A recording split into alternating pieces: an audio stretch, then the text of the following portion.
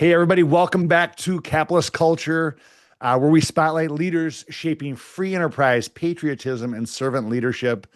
Today's guest checks every box. Herb Flight Time Lang has spent 18 years with the Harlem Globetrotters, inspiring millions in nearly 90 countries, from small town Arkansas to the global stage, meeting with leaders like the Pope and the President, starring on TV, including The Amazing Race, and now teaching audiences the power of purpose and kindness.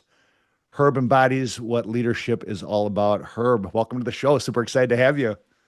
Kip, thank you so much for giving me the opportunity to share, with your audience on your platform. It's always an honor, when someone asks you to, come on the show and kind of inspire some of the people that they get to share with every day. So I'm grateful to be here. I'm always grateful for every opportunity. Thank you so much. No, for sure. Super honored to have you here. As we were talking before we kicked it off, we will kind of get right into it. I mean, you've lived a remarkable life. Um, but let's maybe start at the beginning. I mean, before the Globetrotters, before the world stage, who was Herb Lang growing up in Brinkley, Arkansas? Like what shaped you? Who is Herb Lang growing up in Brinkley, Arkansas? So for those people who don't know about Brinkley, Arkansas, it's a little town about 60 miles in between Little Rock and Memphis. Either way, I mean, you can make it to Little Rock in an hour. You can make it to Memphis in an hour. We have about three stoplights. But Herbert Lang is a young man who was born to a young mother, 17 years old. We didn't have a lot growing up. By the time she was 25 years old, she had six of us. So I had Wow. five younger brothers and siblings, but I was so lucky because within my little town community, my grandmother had 12 kids, and most of my aunts and uncles were still around town. So I was always around family. It was very oriented. It was a lot of, preachers and deacons and teachers and people like that who, influenced me. And, growing up, like I said, we didn't have necessarily everything that we may have wanted, but we had everything that we needed. And I learned at an early age that, surrounding yourself with the right people and connecting could take you far in life. And I think I learned that from my coach. He was my coach from seventh grade through 12th grade, and he instilled in me the importance of hard work, treating people almost better than you can expect to be treated. And he also stressed the importance of education.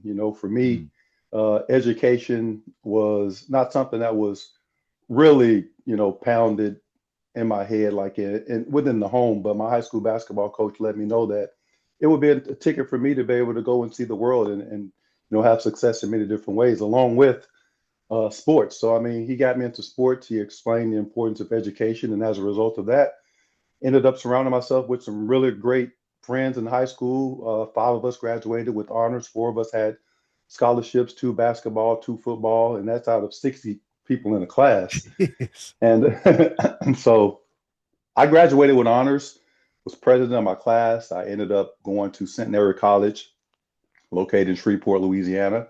Go Gents. Uh, played there for 4 years, had a really good career. Ended up winning the college dunk contest in 1998 at the Final Four in San Antonio, Texas. And for me, that was something that kind of propelled me to the national stage. But there was something I was confronted with. I had a situation to where I wouldn't call it a situation. I still had a semester of school to finish up, and Okay. it's very important for me to start something. If I start, it's important for me to finish it. That was something that was instilled in me when I was really young. And so, I wasn't going to the NBA. The NBA had a lockout.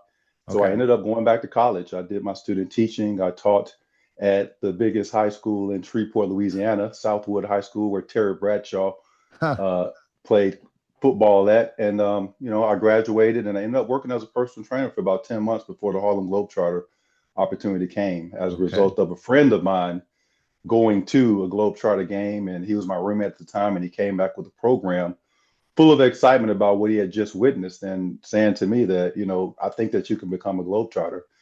I didn't really take him seriously. I just remember, and I've shared this story a few times. I remember coming home from work one day. I was a personal trainer making $7 an hour. It was about 2 weeks after he went to that game. And came home and I said to him, Alan, where's that program at? I think I'm going to give the Globetrotters a call. So it led to me actually giving them a call, them picking up the phone, me sending a video tape in of not my high school, but my college basketball highlights along with me winning the dunk contest. And within a day of them getting it, they called me back and said that they would like to invite me, to their training camp. That training camp was about 4 months down the road. I forgot about it, Huh. but they called me, but I told them that I was ready. And, it turned into 18 years of, I mean, just so many amazing relationships and, being able to travel the world. So, I mean, it's truly a blessing. And that's, in a nutshell, that's kind of what, how I got to the Globetrotters. Who is Herb Lang right now?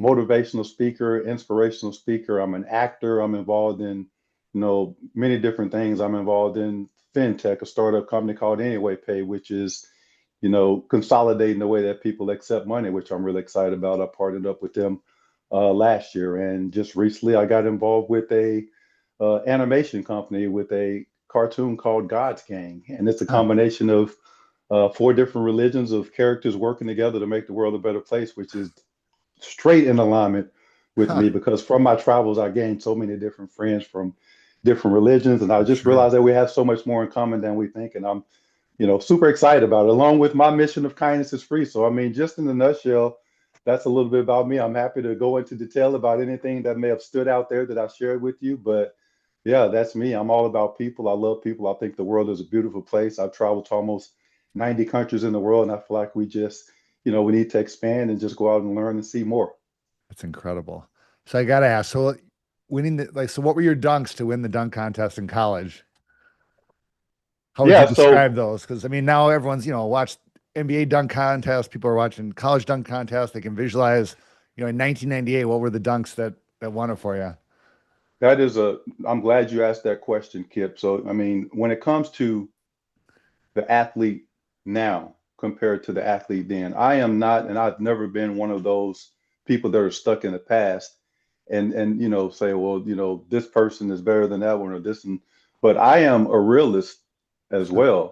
So in 1998, the people who competed in the dunk contest was Felipe Lopez, who was really well known. He played at St. John's. He was on Sports Illustrated Yeah. going into his freshman year. Was Ruben Patterson, who played at Cincinnati, who was the self-proclaimed Kobe stopper. But for me, I was 6'2" and a half. I'm the shortest guy in the competition. It's on ESPN. I'm coming from the smallest, Division I school in the country.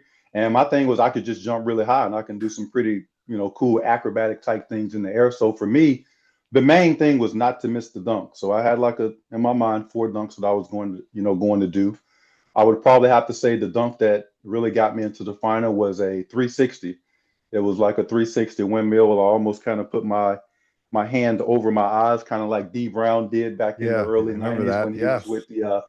with the Celtics, and that got me into the final. And once I got into the final, it was myself going against Ruben Patterson, and I made my dunk. He missed his dunk twice, and next thing I know, I have friends running on the court to pick me up, and we're celebrating. And as I play it back now in my mind, listening to it, Dick Vitale is going crazy, calling me the big man on campus. And I mean, it was truly an honor. It was an honor, first of all, to be able to represent my college. My college is the smallest Division I school in the country. The most famous player to come there before me was Robert Parrish. Okay. And Yeah. to win a national dunk contest on national television, it was something that I'll never forget. I'll never forget coming back to campus and all the students telling me that classes had been canceled the next day after I won the dunk contest. And it established a relationship that I still have with my college to this day, and that was in 1998. Since then, I've been back inducted into the Athletic Hall of Fame. They brought me back about 10 years after that and inducted me into the Alumni Hall of Fame. Huh. They have brought me back to do commencement, and they just recently asked me to host the closing of the bicentennial, which is our school's 200-year celebration closing. We were founded in 1825, and Huh. as the end of this year, we will be officially 200 years old. So we're going to have a big event at our Coliseum on campus, bringing back all the people and friends and family, and I'm going to MC that. So again, it's something that started, so long ago, a foundation and seeds that were planted that propelled me to, to kind of where I am right now. And it's an honor to be able to, represent my college and have been able to represent my college all over the world and on television. So these are just things that are, simply about connection and establishing foundation and trust. So I've been pretty blessed. But when it comes to the dunk contest itself, and the actual athletes now compared to back then. The athletes are bigger, faster, stronger, Kip. There's no doubt about it. I'm literally remember watching my dunk contest in 98, watching the same dunk contest on ESPN in 2003. And these guys are doing things 5 years later that I had never really thought about doing. I wasn't going behind the back. I was not going between the legs and doing these types of dunks. And every 4 years during my 18-year career with the Globetrotter, I felt like there was a different, bigger, faster, Mm. stronger athlete that came in, and I'm the first person to to accept that. We have to we have to be real. I mean, it's Yeah. when you watch even sports today, or basketball, for example, that's my sport. During my time, Michael Jordan, he could fly. I mean, he Right. was. If you look now, if you look on social media, you watch NBA, you watch college, you got guys who can do the same dunks that Michael Jordan could do that can't play a lick of basketball, if Right. that makes sense. But also the guys that do play in the NBA and colleges, they can do all these dunks that we could do back in the day just without even, hesitation. So it's pretty cool to see the evolution of the athlete. I love it. Every 4 years, I realized that I was able to adjust to, the different type of athletes that were coming in. I think that was something that allowed me to be able to be a part of the organization for 18 years, being accepted and being, open to change, if that makes sense. Yeah. Yeah. I mean, my like NBA dunk contest like memories are Jordan, Dominique Wilkins, Spud Webb. I mean, just like classic Yes, year after year yes. battling. And I mean, it was so much fun. Those are the ones that I remember. I mean, Yeah. especially Spud Webb, like you said. I mean, Yes. those were the, Dang. the mid '80s, and those were the dunk contests that inspired me to, fall in For love with the sure. game of basketball, a game that eventually has, taken me around the world and continues to allow me to build relationships and allows me to continue to travel around the world. Yeah. How about talking a little Globetrotters here? And we talk a lot on this show about culture, and we talk a lot with our clients and companies about culture, but executives talk about culture, but you lived it inside a brand. I mean, the Globetrotters were like culture was the product. What would you say CEOs, investors, people can learn about culture from like the model of the Globetrotters? I think that one of the great things that I realized early on when I was a part of Globetrotter is that they bring in great people. Hmm. And it doesn't take long to realize if you haven't brought the right person in. And so very early on, you're out of there if you're not along the lines of the culture. You never hear about the Globetrotters getting into trouble or anything like that. Right. That's about the culture that has been established. Those are guidelines that when you come into this organization, that the people who have been there before, like myself, over time, I was the person to let you know this is how we do things around here. You know, we're not Globetrotters just when we show up to the arena. Hmm. You're on call 24/7. You're a Globetrotter when you walk into the store. You're a Globetrotter when you're walking through the airport. And it's a brand. It's about the brand, and no person is bigger than the brand. And I think that that's one thing that you establish about, when you're part of a team. It's about a team. No person is, bigger than the team. And the culture is something that is established and it's passed on. And I think that the thing about the Globetrotter culture is that it's about ambassadorship. It's about Hmm. representation. And when you're representing, not only are you representing yourself, you're representing your family, you're representing possibly your kids. It's a big deal. And Yeah. the culture is of course, obviously a winning culture. Uh-huh. It's a winning culture, but it's also a culture of respect, working together, brotherhood and sisterhood, because we have men and women on the team, but it's a culture that makes you want to go to work. You know, you want to go to work because you know that you have an opportunity to do something positive, to brighten somebody else's day, or to have an experience that you may have dreamed of as a kid. So when you go into culture, one of the things that I really feel strongly about, with when it comes to culture, is that you always have to bring the right people in, and you have to put the right people in charge as well. Hmm. In many companies, I've learned over time, sometimes the power is handed down. And Uh-huh. for me, one of the things that I learned with the Globetrotters was how to lead from the back of the room. Hmm. As a first year player coming into training camp, I surrounded myself with, veterans or experienced people who'd been around for a long time, and I absorbed all of the knowledge. I'm learning about the culture. I'm learning about the things that it took, for them to stick around for so long. I'm learning about, with the referees, I'm talking to the marketing people. I'm learning about, this person who's been around for 10 years. What did he do or what did she do? And, you slowly work your way to the front of the room. You learn and you ask questions. And I think that's something that helped me over the course of my 18 years, where I went from just a guy coming in from Centenary College to within my first couple of years being one of the captains on the team, toward the end of my career, being one of the player coaches, also being trusted, to go and do PR, Yes. being trusted to go and do shows like The Amazing Race, shows like The Price is Right, shows like Are You Smarter Than the Fifth Grader? Also being trusted enough to take less experienced players to do public appearances, to teach them the ropes of how we represent ourselves in public. Again, that's culture. You have to establish culture. You have to have the right people in place to pass that culture down to the next generation. And as I talked to you earlier, that's one of the major reasons why the Harlem Globetrotters next year will be celebrating 100 years, because of that culture that was established within, as well as what they've shown to the public. It's representing America, it's representing the world, it's coming in peace, it's showing that sports can be entertaining. Hmm. And, we're winning every night, but it's not necessarily about the winning, it's about the smiles and the repeat people that come back year over year. Kip, I could tell you several cities that I traveled to over the course of my 18 years where I literally watched a couple of young kids grow up from, 3 to 5 year olds to 18 year olds, to where parents would email photos into the office, or, Oh, bring pictures every year to the game of pictures that we took the year before. It's like Tom when he was 7 years old with flight time, Tom when he was 9, and then 18. So it's a relationship. It's like a cult, a culture uh-huh. of people who have fallen in love with a brand who's represented the United States so well over such a long period of time that the whole world wants to be a part of it. And that's what culture is all about. It's about establishing something that everybody wants to come in and get a feel for. So when you Yeah. come into that arena, that venue, or you're around one of the players, you feel like you're a part of the team. And that's no different than what I do when I go in and I talk to a group of elementary schools, when I go and do a commencement speech, when I go into a corporate business. I take you back to that space of realization, when you dreamed when you were a kid, what you wanted to Yes. be, and also how you wanted to lead. Not only how you want to lead, but how you wanted to be led and the steps that it take to get there.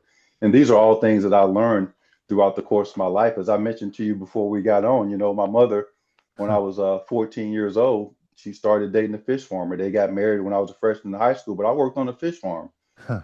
for all of my pretty much high school and college life. And this is not easy work. This is out there Sure. manual labor grinding. You got all kinds of employees out there that my stepfather is in control of. So I learned how to deal with people on that aspect, like on a manual labor, minimum wage type job. I learned how to deal with people. And on the second hand, I share with you that once I got into like 12th grade, my high school girlfriend's mother, she owned the funeral home. Yes. So now I'm working in a different culture of Uh-huh. death and learning how to deal with death. And, it's just, I've had some really cool experiences, being able to, uh, send people away, to heaven or wherever, Uh-huh.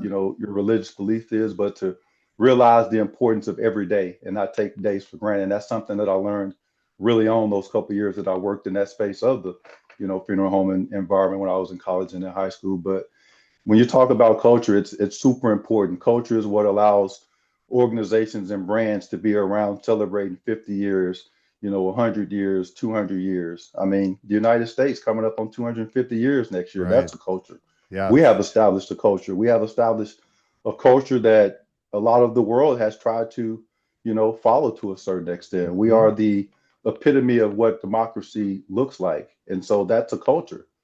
Same thing, like you said, within the workplace. So there's many different ways that you can look at culture, but establishing a good culture is something that creates longevity. Yeah. Boy, I just remember as a kid going and watching Globetrotters and then taking my kids, and it's just like you feel good, you're happy. You talk about kindness. I mean, it's just kindness all around. And then like watching Scooby-Doo growing up and the Globetrotters around Scooby-Doo, and it's like they're everywhere, and you feel like you know these guys. It's so Well, incredible. And speaking of Scooby-Doo, I mean, that's one of the things as a Globetrotter you always hear about the Scooby-Doo. And I mentioned to Yeah. you a little bit earlier about a God's Gang, the animated like TV series. It Yeah. reminds me of Scooby-Doo. You know, Uh-huh. you have the Christian guy, you have the Jewish guy, you have the Indian Hindu young lady, and then you have all these cultures working together using their Uh-huh. superpowers to make the world a better place in a cartoon type format. So that's why I'm excited about it. You know, For being a former sure. Globetrotter, knowing that the impact that that cartoon had on people, having a series that actually teaches people how we can all work together, I'm sold in on that. But I mean, I just feel blessed, man. I'm blessed to be here. I'm so blessed to have had so many amazing life experiences, and I'm just celebrated my 49th birthday, and I often tell people I'm only just getting warmed up. I'm only halfway there. I think that good Lord has put us here to Mm. do certain things, and over the course of my life, it's taken some time, but I definitely say over this last decade since retiring, I've really found my purpose, and that is to do all that I can to make this world a better place during the time that I'm here. And if that's sitting on a podcast, talking to someone, if that's getting in front of a boardroom, if that's doing a TED talk, emceeing an event, if that's running a basketball clinic, if that's traveling across the world, I'm a person that doesn't mind traveling, then that's what I get to do, to be Mm. able to spread my message and do what the good Lord in the universe put me here to do. Amen. But I mean, it's clear that you had, drive and leadership early on, but every journey has challenges. So maybe take us inside the moments that weren't easy, like setbacks, doubts you faced, and what you learned about resilience along the way. Kip, that is a great question as well. I'm glad you asked that too, about some of the setbacks, because I can honestly say probably over the course of probably COVID till about the beginning of this year, all I shared was, kind of the highlight reel of things that happened in my life. But one of the things that I realized also is that through sharing and becoming more vulnerable, people can, you become more relative. Mm. And things haven't always been easy. I mean, for me, playing for the Globetrotters for 18 years and getting that phone call unexpectedly out of the blue, that career is over with. For Uh-huh. me, as an adult, that had at that time was one of the hardest things that I had to deal with, because I didn't expect it. I expected that I was, going into becoming a coach, and I was going to be a part of the organization consecutively for probably, 35, 40 years, like a couple of gentlemen that, had come before me. But I got that phone call and it devastated me. It sent me to a place of, depression. It sent me to a place of rediscovery, but it also sent me to a place of gratitude, realizing how fortunate I had been to hold that spot for 18 years, and realizing that someone before me had that job and lost it. Mhm. And I came in, and realizing that all these experiences and people that I had met over the course of time, now somebody else is going to have that spot and had the same opportunity. Um, it was a difficult phase because I don't think that I mentally or probably financially prepared for it the way that I should have. I did a great job with my 401k. That was the main source of my, you know, savings, but I had not branched out into doing things on my own. I was with that organization 24/7. If they called for this, I was there for that. So I had not really branched off like into, let's say, real estate or doing my own basketball clinics or doing my own speaking events aside from that. But I realized when I was over with it, I had the blueprint. Uh-huh.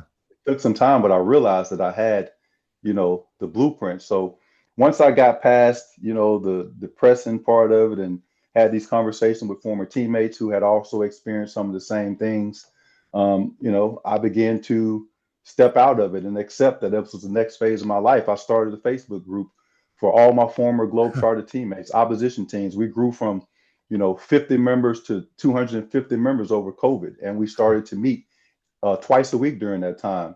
So I realized the importance of togetherness after that. That's what I learned from that hard time. I also remembered the things that I dreamed about when I was a kid. Not only that I wanted to become a professional athlete, I wanted to get into acting and television. So I started to pursue things like that. I was in the movie called Sweetwater in 2023.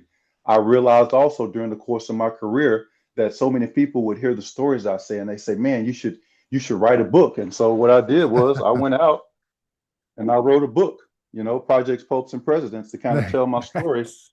of my experiences. So after, suffering that setback, and I mean, to be honest with you, I think we all, as former players, if you played any extended period of time, even a year, like you have those times where you miss it.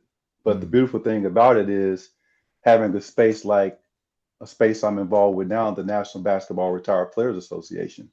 So this is a space where we have over 2,000 former NBA, WNBA, ABA, and Harlem Globetrotters. So this is a space where we get to meet a couple times a year at the NBA All-Star Weekend, at NBA Summer League, and we get to come together and work together and discuss things that we may be dealing with and figure out how to better ourselves and figure out opportunities that we may be able to collaborate on, beyond our playing days.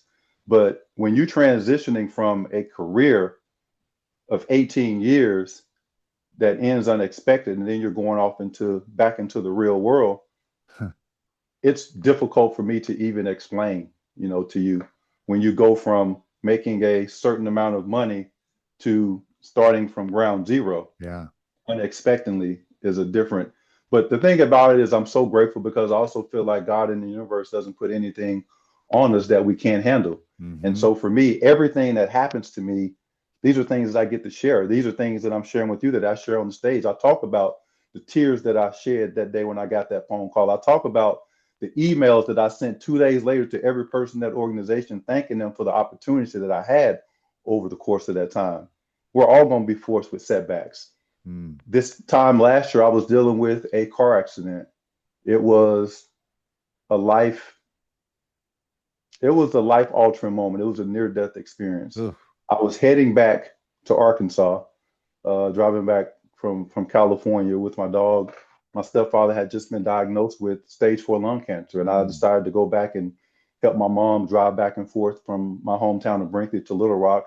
He was going to be doing radiation and chemo 5 days a week, and I lost control of my vehicle and it flipped, and I ended up Oh getting my gosh. airlifted. Ended up getting airlifted to a hospital in Phoenix, Arizona. Um, Jeez. Within 3 hours of being in the hospital, I was released. No What? internal bleeding, no injuries, Wow. just a scar on my head. The next day, I was playing basketball. So at this point, I lost my truck. I lost everything that was in it, and found out 2 days after that, as I'm preparing to continue to go to Arkansas because I'm still going to help, drive back and forth. They were bringing my dog, who was traveling with me, from the shelter, and he passed away on the way Oh, to them bringing me to the hotel as we were preparing to fly back to jeez. Arkansas. So for me, this happened, and I didn't even tell many people for like a month. I just carried on Huh. as if, nothing had really happened. And my mom, she knew I had an accident. My wife, of course, knew, but nobody really knew the severity of me being airlifted and, my dog passing away.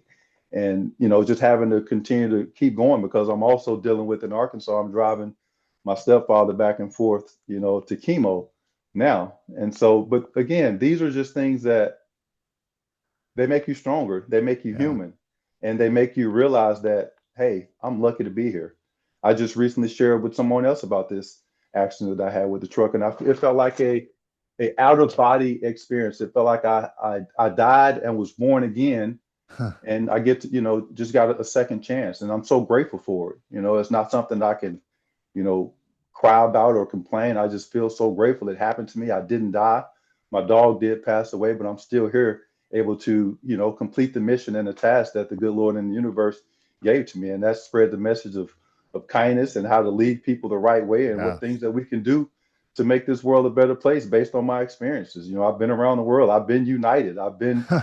with presidents. I've been with popes. I've been with so many different dignitaries around the world. I mean, how many people can say that they've, been to the Vatican and spun the basketball on the Pope's, finger? How many people can say that they've been to the White House twice and played basketball with, presidents? So I've truly been blessed. I take none of these things for granted. And when I share these experiences with young people and old people, I'll have to let them know that it's not to brag. It's just to let people know that anything is possible if you put your mind to it Mm. and you put your energy in the right space, plant the right seeds. Eventually, those seeds will start to plant and grow right beneath your feet. They'll start to grow wild. They'll start to come out of nowhere. You'll forget, oh, I planted that seed over there. That's why this person is contacting me. But it's just about really valuing every individual and realizing that everybody has value, everybody is important, everybody brings something to the table. That's what it is about leadership. That's what it was about the Globetrotters. Everybody had ideas about what would make the show better, what would make the organization better.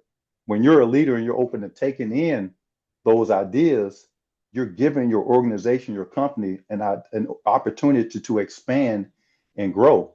A lot of times I've seen in certain situations where leaders are so in control to where they don't give the people that work for them don't feel comfortable expressing themselves. They don't feel Hmm. comfortable sharing.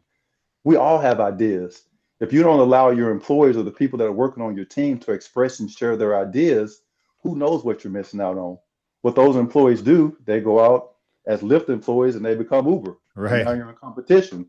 So I just always feel like it's important, as an athlete, as a business person, as a leader, as a speaker.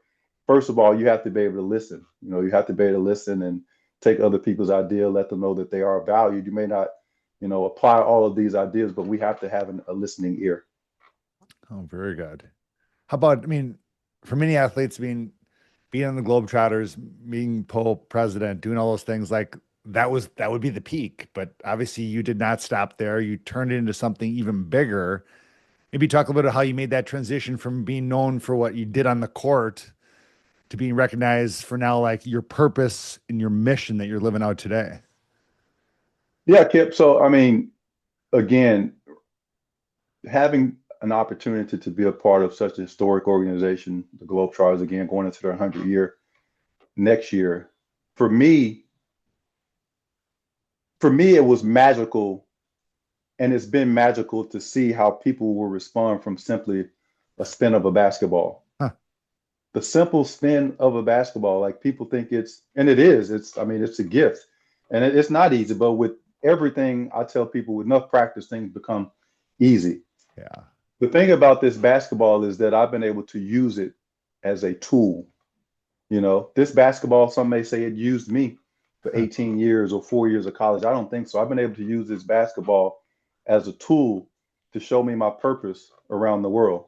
You know, this basketball allows me to go into an elementary school of kindergartners through sixth graders and keep their attention for 45 minutes, but also be able to share a message of leadership, of kindness, how you are a key, a unique object that's used to open up doors. And it's important that you continue to develop to become the skeleton key to where you Mm. are able to get in every door.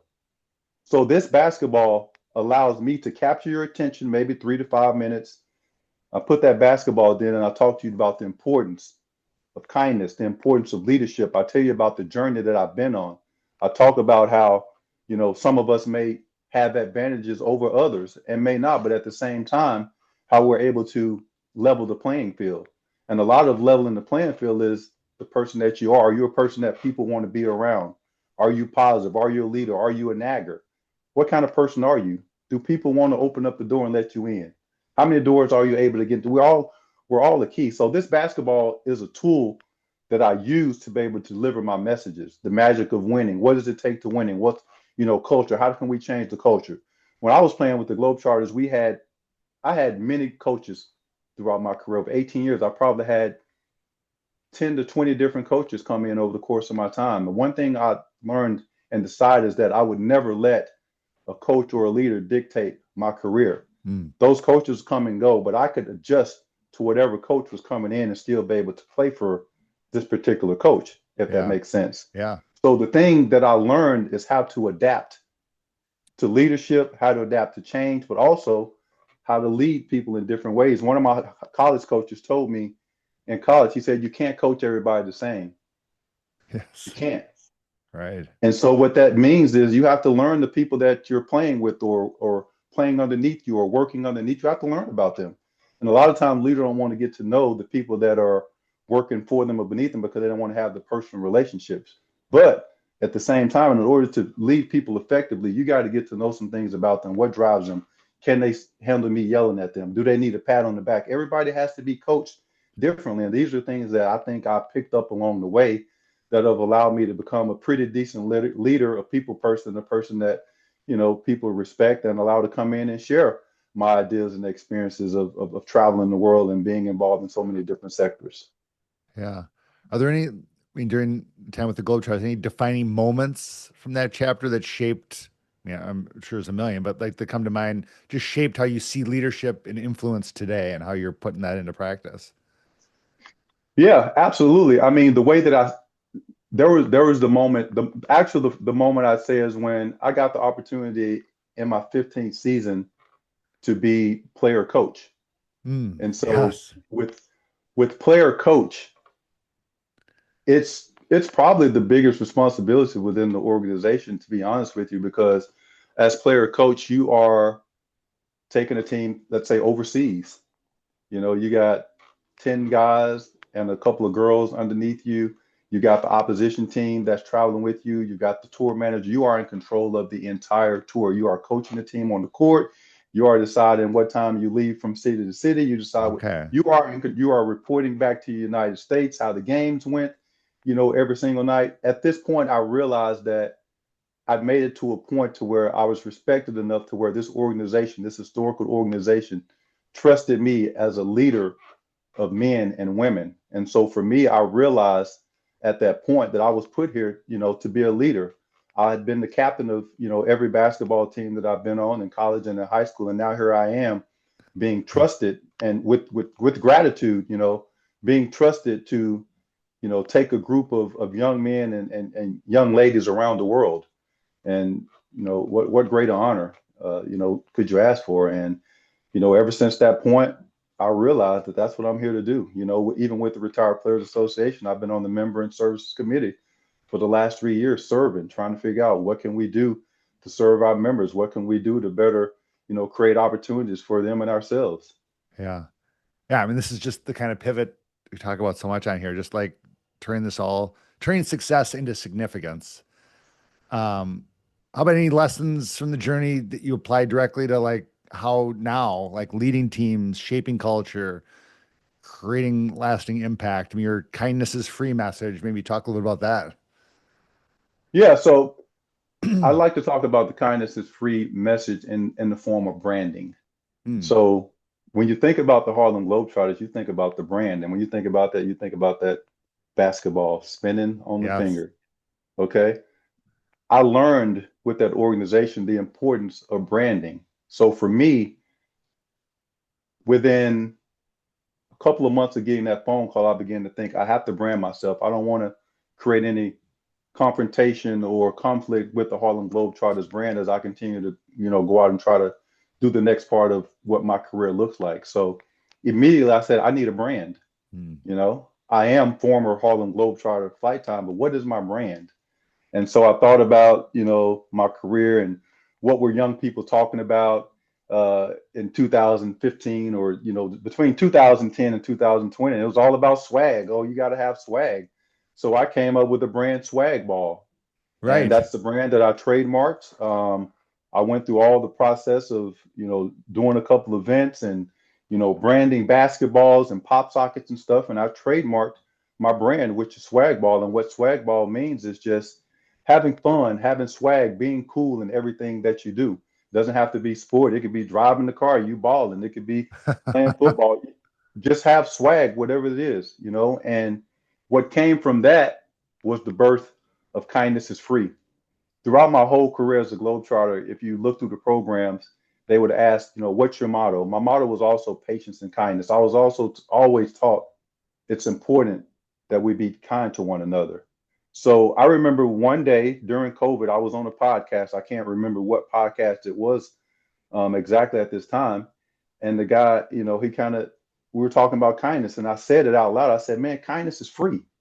It doesn't cost us anything Hmm. to be kind to one another.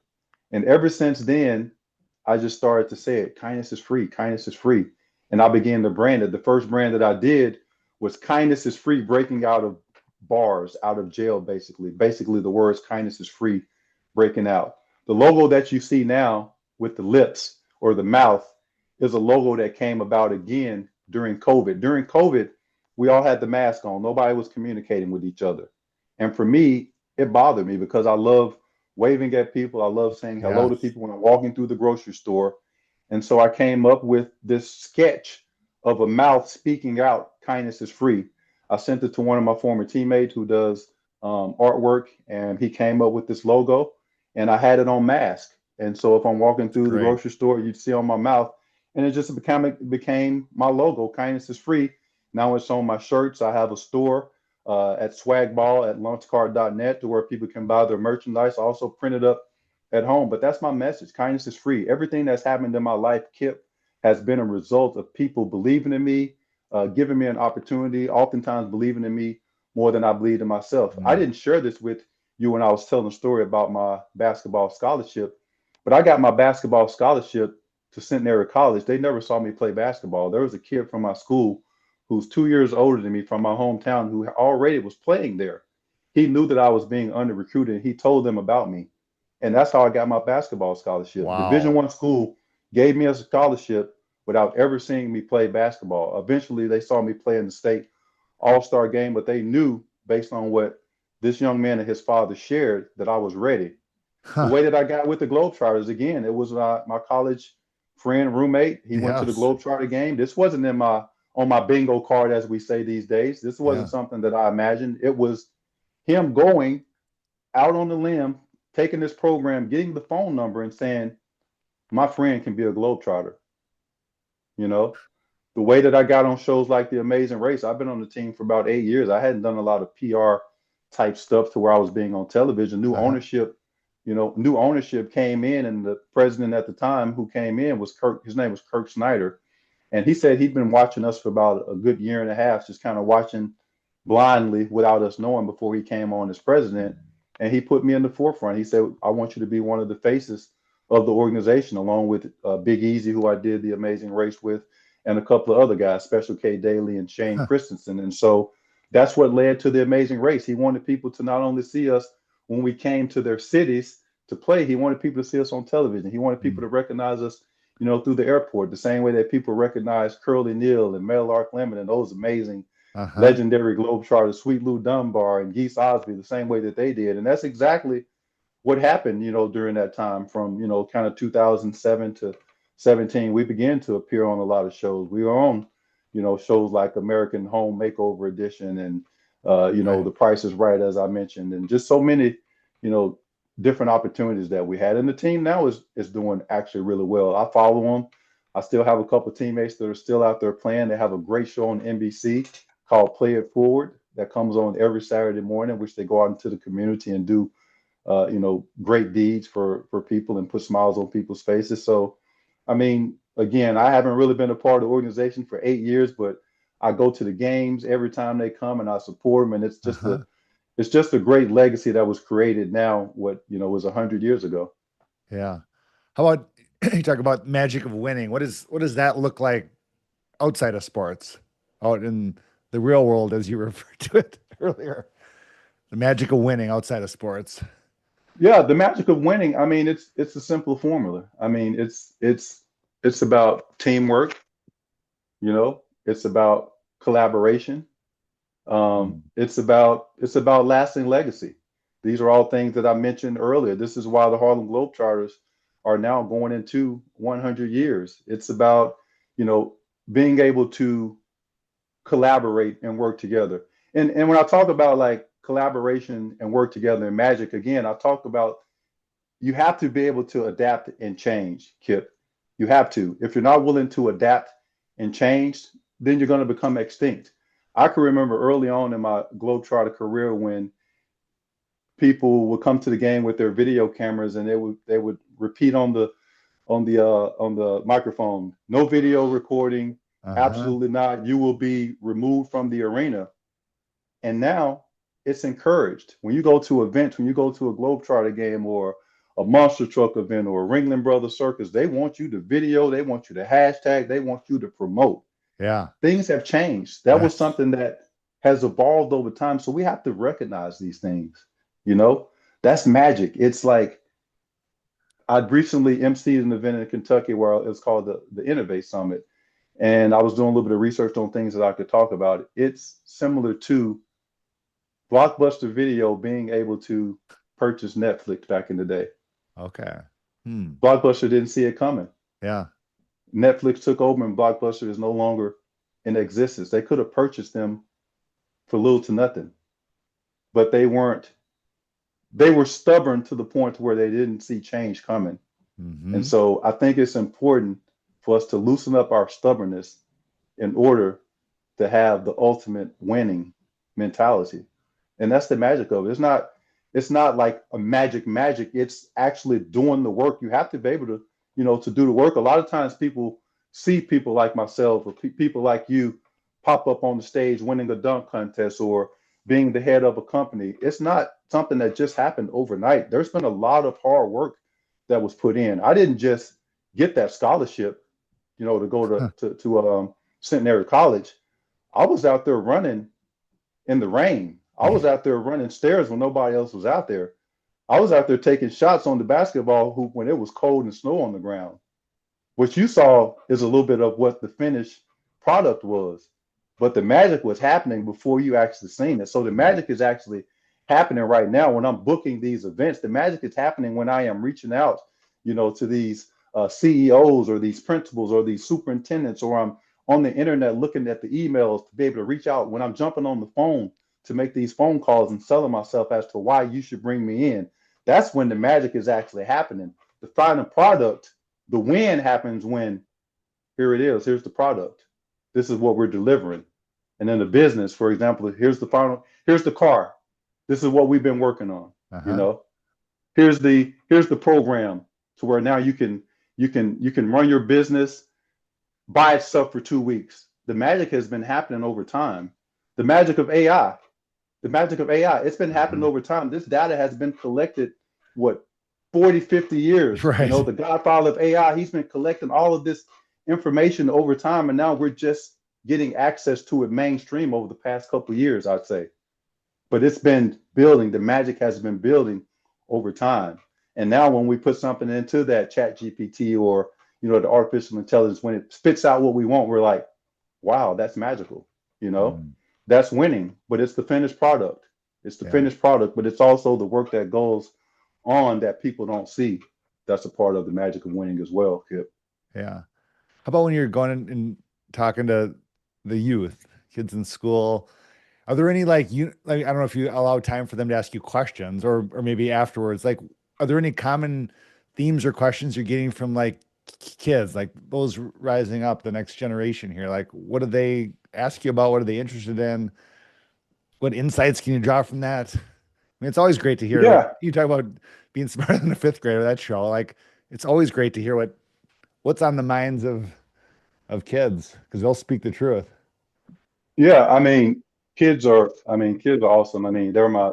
I really enjoy going and speaking to them. I do open up at the end um, for questions. It's funny though. I mean, it just depends. Like when I'm at elementary schools or places like that, kids will ask questions like, "Have you met LeBron James? Have you played against, Steph Curry?" Questions like that, or every now and then you'll get the ones that'll ask, what did it take for you to, become a Globetrotter, or what did it take for you to become a professional basketball player? But those are also questions that high schoolers tend to ask, like, what Yeah. was your experience like in high school? What did it take, for you to get to college? What was your experience like once you got to college? Like they're asking those different types of questions. Every group has different questions, which is fascinating. Hmm. And it's funny too, because I was just sharing this the other day with my wife when I went to the school on Friday. I had kids, I asked them what they want to be when they grow up. And these kids were given, I had a young lady said that she wanted to be a mom. I had a kid Mm. that said he wanted to be a paleontologist. I had a kid that said he wanted to be, a basketball coach. I had a kid that they want to be a AI creator. Like there's so many things, Yes. that they want to do. But of course, the thing that stands out, I'm a basketball player. When I bring up these, athletes or whatever, little athletes, every kid wants to be a professional athlete. Every kid wants to be, a musician. Every kid wants to be they want to be a character on Instagram. They want to be a Yes. social media influencer. But Uh-huh. everybody, can't do that. But these are some of the things that are easy that they see right now, as far as like the publicity that some of these influencers get. They see it Yeah. as an easy way, but they also don't realize that these people put in a lot of work as well. But Right. I mean, it's just really cool to be able to always get back into that space and kind of be able to remember what it's like to be at that age, and kind of again be able to relate to them, be able to inspire them, be able to kind of get a feel for what it is that you need to share with them. And that's another cool thing, being able to talk to people before you go into an event. I'm going to talk about some core things. I'm going to talk about kindness. I'm going to talk about the Hmm. keys to kindness. I'm going to talk about leadership, but I also want to know, what areas are you struggling in within your business? What area in the school do you need me to talk about? And so I'm able to cater around those particular subjects, which I think is a lot of fun. And I know everybody always appreciates that. Yeah. Any thoughts on like coaching leaders, how to make their people feel seen and valued, especially in like companies and organizations where like financial results are often overshadow personal development. How do you, as a leader, as a coach, make your people feel, seen and valued when there's these conflicting things out there? Well, Kip, I think for me, one of the things that I do when I go to places I didn't mention is I like to hand out an award called Kindness is Free. I like to recognize people for their leadership capabilities. I think that there's no better way to get people to do things for you than recognize them. People love being patted on the back. So I feel like within organizations, it's important that you highlight people once a week, once a month. Give them something to let them know that they're appreciated. Highlight something that they brought to the team. You know, it may be an idea, it may be, coffee or something that they may have brought to the office during that week. But highlight, let's uplift people. Let's not always, beat them down. We beat people down when they do wrong, but Hmm. we don't always uplift people necessarily when they do right. And I think that's what it's all about. You'll be surprised at what a person will do for a little bit of, for an award, for a Uh-huh. plaque, for a basketball, for something that's saying that you did a good job. And so I think that it's important that we recognize and we honor those people for the good work that they're doing, especially if they're making our business. They're doing something for us. They're making our jobs easier. They're making our day easier. They're allowing our company to grow. We're seeing, positive return on our investment. These are things that are important, but I think it's important in relationships. As I said earlier, a lot of time leaders don't want to, get to know the people that are working for them. But I think it's important that you get to know the people that are working for you, because you got to be able to put trust. You got to be able to delegate. You got to be able to have something that, can run even if you're not there. Yeah.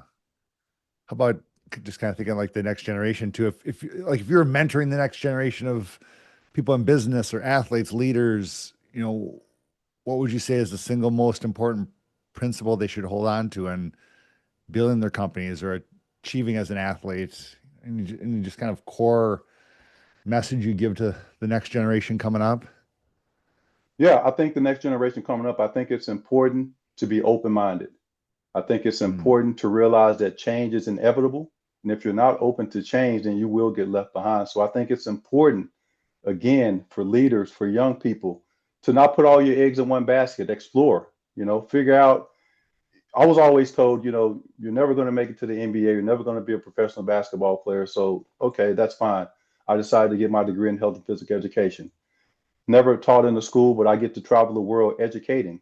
So it's important that, especially with the access to so much technology and things that we have, is that we use it.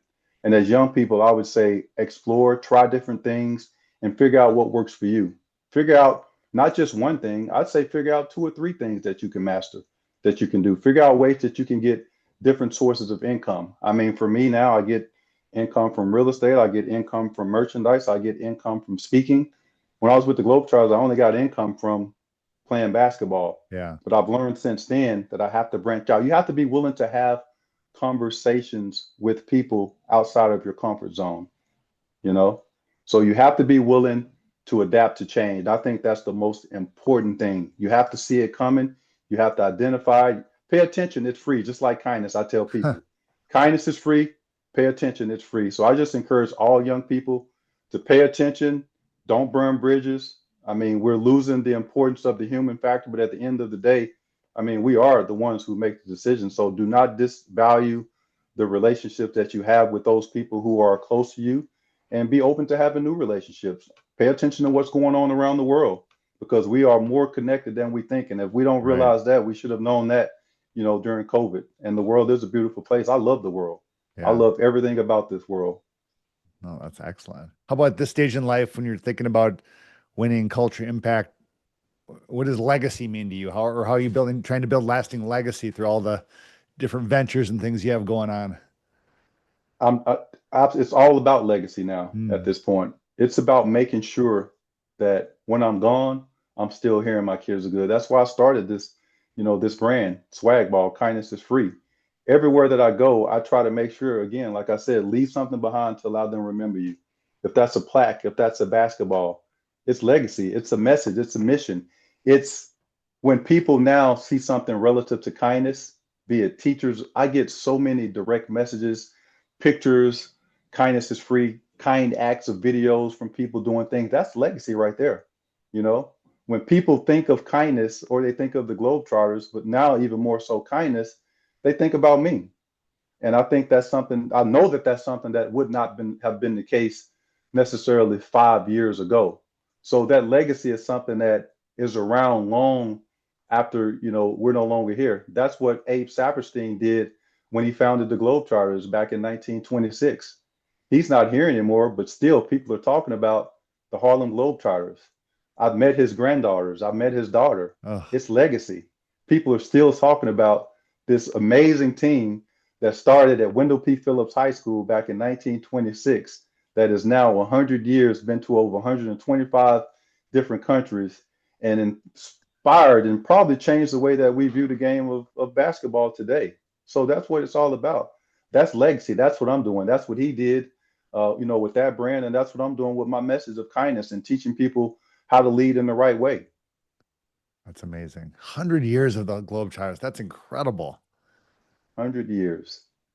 And, another building up on that 100 years, back in May of this year, we went back to that school, myself and three or four of my teammates. We went back to Chicago for an event where those first Globetrotters came from. They renamed the school street that runs parallel to it. They named it Harlem Globetrotter Way Huh. in honor of the Globetrotters, kind of being founded there. So to be there and be a part of that in 99 years, and realizing now it's going into 100, we've got some pretty cool activations that we are going to do within the Retired Players Association, and all of our, former Globetrotter legends, as well as the Globetrotters. They have some pretty cool activations too. I think there's kicking off the tour on December 14th, actually at Madison Square Garden, Oh, of the wow. 100 years. So that'll be something that'll be a lot of fun as well. So I mean, it's a lot of exciting stuff. I mean, I feel blessed to be a part of such a legacy. 100 years, and as I mentioned to you earlier, my college, 200 years, Yes. bicentennial.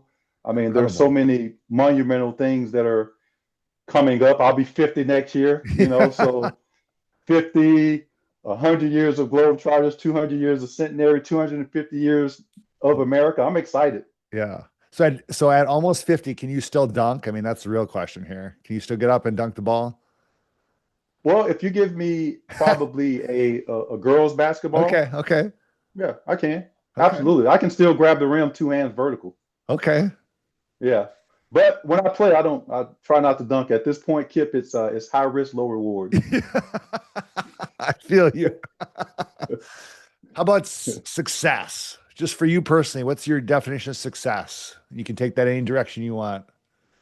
So, Kip, when my definition of success is the last letter in keys for me. Mm, And when I talk about success, for me as a young person growing up in Brinkley, Arkansas, once I got into about seventh grade, success was making it to the NFL. That was my mm, favorite sport. I wanted to be a professional professional athlete. As a kid, I wanted to be an entertainer. I loved Michael Jackson. I loved music. oh, I loved, dancing. So I wanted to be rich and famous. For me, as an adult now, as I reflect on my life that I've lived so far, I've had a chance to travel. I was a professional athlete. I've been on television. I've made a couple of $1 million, in my lifetime. But for me now, honestly, success, it really is being able to impact. And when I go into these schools, success for me is how many people now do I get to impact along the mm, way? How many people are going to remember that I came to their business, emceed their event, came to their corporation the way that they remember Curly Neal and Meadowlark. So success for me is how many people do I get to impact along the way? And I know that I've impacted a lot of people over these last 5 years that I've been out speaking on my own. So now it's just more and more impact. I remember when speakers used to say, if I could just reach one person, it's not about reaching one person for me. I'm greedy. I want to reach every person in the room when I get in Yeah. there. So for me, it's a level of greed and success, and that success does not have a dollar amount. It's how many people that I get to impact along the way. I've already been to 90 countries around the world. I'm trying to get to 100. I want to be able to impact as many people around the world as I can. That's incredible, Herb. God bless you. This has been fantastic. Thank you so much for coming on the show. I mean, sharing your story, and your message of kindness is free. Been fun, man. It's Oh, been here we go. fun. Got to spin the It's ball. been fun. we can't. We couldn't. We couldn't do a episode without that. I know you talk about spin the ball being, trademark Globetrotters. It's also that Globetrotter music. I can still hear that in my head whenever there it That's is. Sweet Georgia Brown. Oh, So this is if you the guys aren't tour that watching the gets video, me he's in. spinning the ball right now, and absolutely incredible. Well, thank you, Herb Flight Time Lang. This has been an honor and a pleasure, and it's great to speak to you again and have you on the show. I really, really appreciate your time and sharing your message with our audience and with the world. So thank you. Kip, the pleasure has been all mine. And man, for anybody who wants to, follow me, I'm very busy on social media. My website is iamherblang.com. On that website, you can figure out how to book me. You can purchase some swag ball merchandise. You can follow me on social media, which I'm pretty active. I actually just got banned from Instagram for about a week because I was doing too much business, reaching out to people, trying to connect. But that's what happens when you work hard. But I'm Right. available on LinkedIn. Really, my handle is on Instagram and Twitter. It's at DA Trotter4. But I'm available. Love to have a conversation. Would love to come and visit your business, your school, your university. Just want to come and bring a little love and kindness and leadership. So that's it, man. At the end of the day, kindness is free. Spread the word, spread love, not war. I love you and have a great day. Oh, God bless you. We'll put all your socials and everything to connect you in the show notes. So thanks you again. I really appreciate you. All right, man. Appreciate it. Have a great day. All right, you too.